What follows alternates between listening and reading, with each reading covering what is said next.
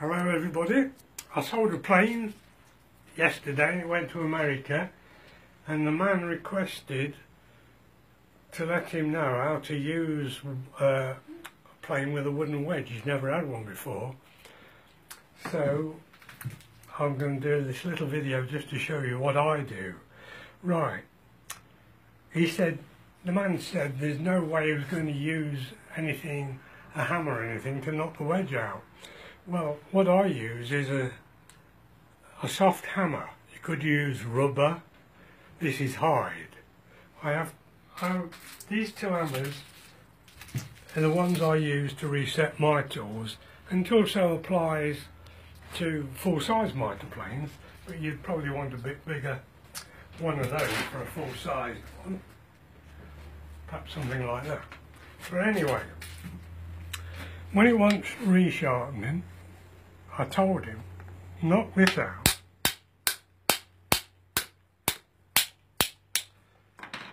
With a soft hammer. This is a bit sticky, it's got linseed on, and it does tend to stick. But I've only recently made this. And I like to keep the wedges nice and tight as regards to the width. Something you must never do with a wooden wedged hammer plane of any description. You don't knock it like that sideways to loosen it. If it's a wooden plane, it'll gradually break there, and if it's a metal one, it won't do it any good whatsoever. The only time you use one of these is that way and that way. And also, in my opinion, you should not use a metal hammer on any plane whatsoever for adjustment or anything else. You really want a soft hammer. You can use these on the irons, but some people bang here and bang there on bigger planes. You can get away with it a bit on a bigger plane. I still don't recommend it. Right, so you take that out, and I took that out. Now, I've sharpened it, say, and I'm about to put it back in. I look at the mouth gap on any plane I'm putting it back, visualise in my mind how wide the mouth is. Say this has just been sharpened, you don't want that to touch anything now, so you place it in gently and slide it down. And what I do is I hold it horizontal, the bed horizontal, so that this won't move in and out more than you want it to, catching on anything. So I look at the mouth, see the gap, and I put this, the front edge of the cutter, holding it with one finger, just proud of the back of the mouth, the point on the end of the cutter, just proud, so that when the wedge is in, the iron has got to go forward to set it, not backwards. So it's just proud of the mouth, just poking through a fraction, holding it horizontal so it won't move much. Slide the wedge in, so I'm firm like that, and it hasn't moved the iron. It's where I want it to be, back a bit from set. Tap this with your soft hammer. Now from now on, hopefully the iron's only got to go that way and it's clear of the back of the mouth, so it's not going to touch anything, it's not going to blunt anything. After I've knocked the wedge in,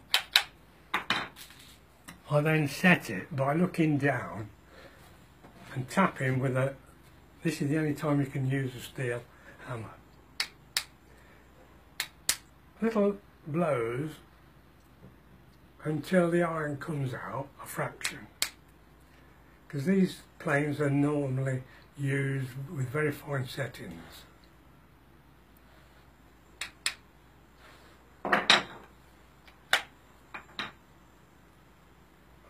If you do knock the iron too far forward and you want to take it back, these two bits here, or the nib, a lot of people call it sneck, but it's really nib, the bit that goes on the top, you adjust it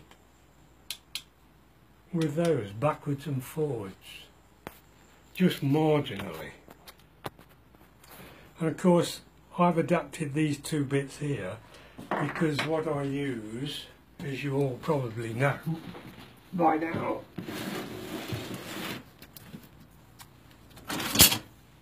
I use these old Sheffield made irons cut down to fit my miniature planes, and that bit there, I get 2 irons out of this for 2 planes. So I cut it out there, down there, do another that shape there, that's why it's that shape. It saves me nibbing them if I don't want to. Okay. Right, I'll put it back, it's all set up, just to make sure. This is boxwood.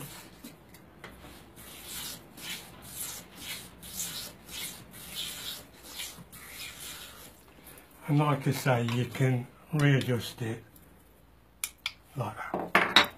Right, we've come indoors now. There's the plane I was showing you. I just wanted to point out things I've said before, but it doesn't sink into everybody. The very early Mitre planes, the earliest of all, hadn't used to have this screw in. They'd have nothing at all, or I have seen them with countersunk screws, and everybody seems to think this is for hitting with the hammer to adjust. Well, I don't think it is. Like I've already said, because the early ones were countersunk. It was purely, the screw there was purely to hold the rear infilling screwed in, and some of them, or most of them, and I haven't got one here to show you, would have a screw in there to hold the front infilling. And at a later date, they did away with the screws and put rivets in to hold the front infill and the rear infill. And then at the very later on, they started to put cheesehead wood screws in, because a lot of people still use that for adjusting the iron and the wedge out. I believe this is to remove the wedge, although some of my mates disagree with me. But anyway, you should never hit any part of a metal plane with a steel hammer, in my opinion, other than tapping that, because you can cause a lot of damage. These are the only 3 large Mitre planes I own at the moment, and I just wanted to show you. This one hasn't got it. This is a very early plane, unfortunately no maker's name on, but that's been slightly hammered to vibrate the iron out. And when I got this plane, it had been hammered a heck of a lot there to vibrate that out.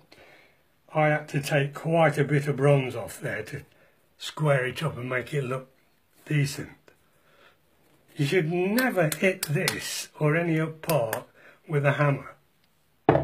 This is another one. You see how badly damaged that's been over the years.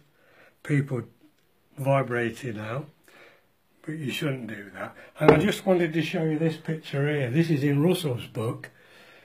Look at the damage on that plane there. Show that as well. And I wanted to show you this plane here. This is the earliest metal plane known, English metal plane ever found. It's dated 1739, and it's been in boat yards. It's been used a lot, but that wedge is virtually undamaged.